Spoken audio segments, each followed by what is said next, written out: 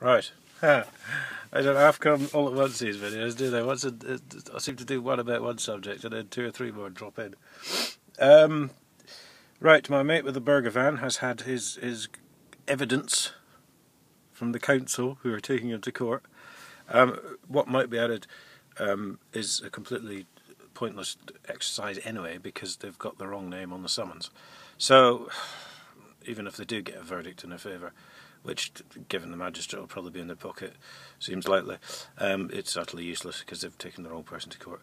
So another massive waste of taxpayers' cash to cover up their corruption there, really.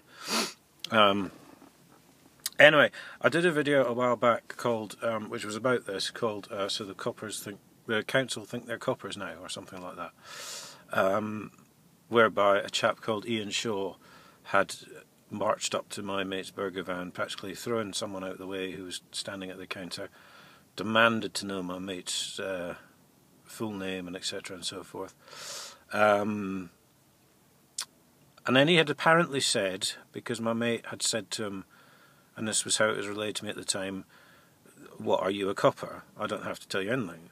And he had apparently replied to that, "Well, I'm a licensed council officer for licensing, or a qualified council officer for licensing," or something, and I can ask anything I want and the people have to answer me, or something. This was right after he flapped his, what we think is an old police badge, but more on that in a bit.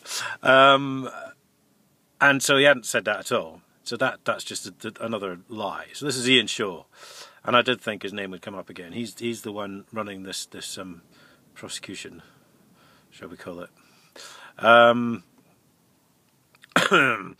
But yes, as it turns out, he has boasted quite prominently in his evidence that he was a copper in Warwickshire, which explains why he's such a comprehensive liar, probably. Well, Cambridge Police is anything to judge about. And there was a whole load of other stuff in this evidence that they'd stopped at one point and watched my mate serve 2 people and take the money. This is because my mate told the old licensing officer about 4 years ago that he was giving his stuff away and therefore was not technically trading. He stopped and witnessed that.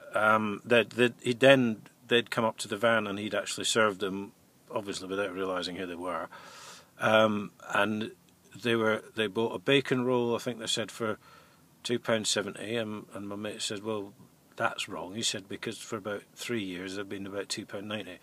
So this is the competence level of these people. They can't even get a price right, you know.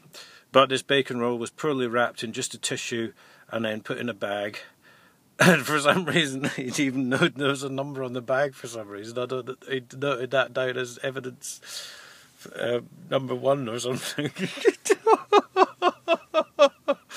It's just bearing in mind the wrong name is on the summons. All this is going absolutely nowhere. So I think I shall dedicate this one to Ian Shaw, because and they've now they've apparently taken this burger back to this bacon sandwich back to the council offices and put it in the freezer. So I presume that's going to be evidence.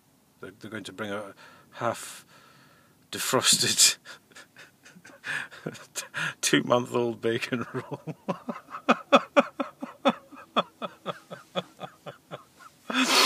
into the courtroom. You know, this is just what's on the paperwork. This is what my mate's been telling me this morning. So I can only assume this is how it's going to go. So anyway.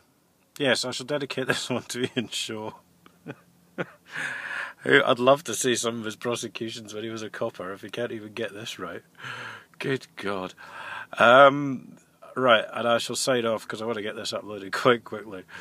But do please, if you like it, share it around a bit. It's really, considering, you know, this. I know there's a lot of taxpayers' money missing and all this, and they're wasting taxpayers' money. But considering the seriousness of the situation, it is really quite comical. These absolute buffoons, as we saw a bit of when I did my video about the police yesterday, Chief Inspector Mark Canning, I think his name was.